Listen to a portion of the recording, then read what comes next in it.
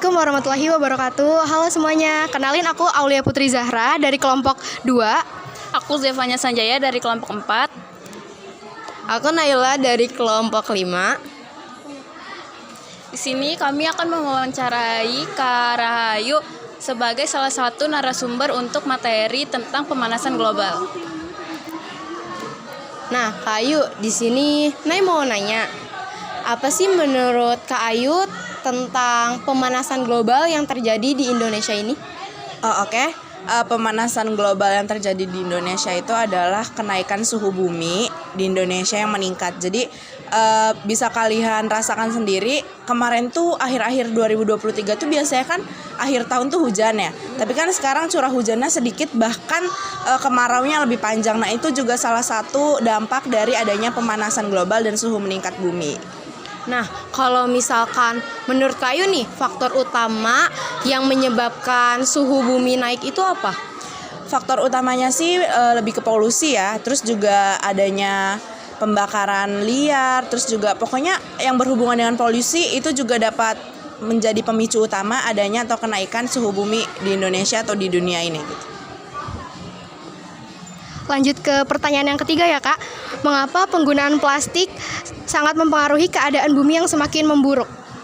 Sebenarnya gini, kalau untuk penggunaan plastik tuh kan memang kita udah dihimbau untuk mengurangi ya penggunaan plastik, karena kita sudah tahu nih dampak dari negatif penggunaan plastik itu sendiri.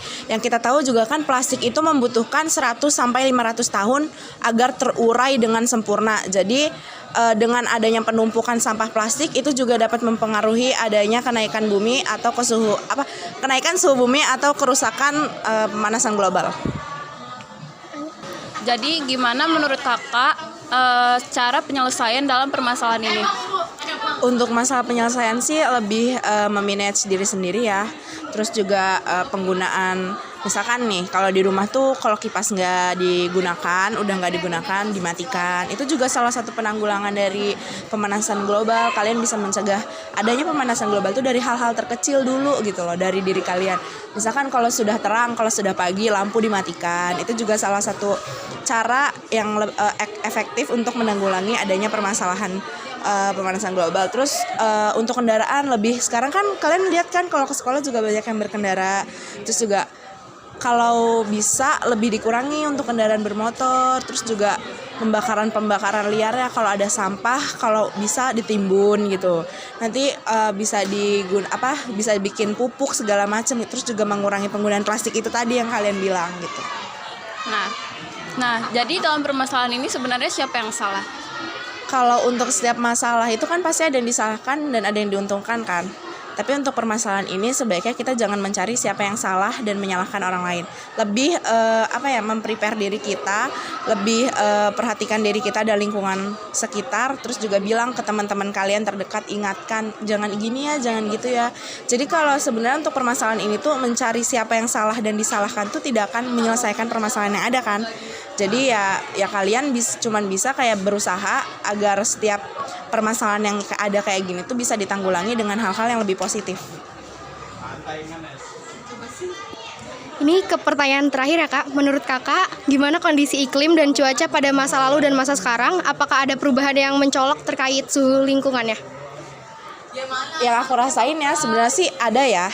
Jadi tadi kan aku udah sampaikan setiap tahun tuh kan pasti hujan, ya kan? Tapi kemarin tuh panas, itu juga salah satu dari bentuk akibat dari adanya pemanasan global itu sendiri. Untuk perbedaan suhu atau iklim dulu dan sekarang sih kerasa banget gitu loh.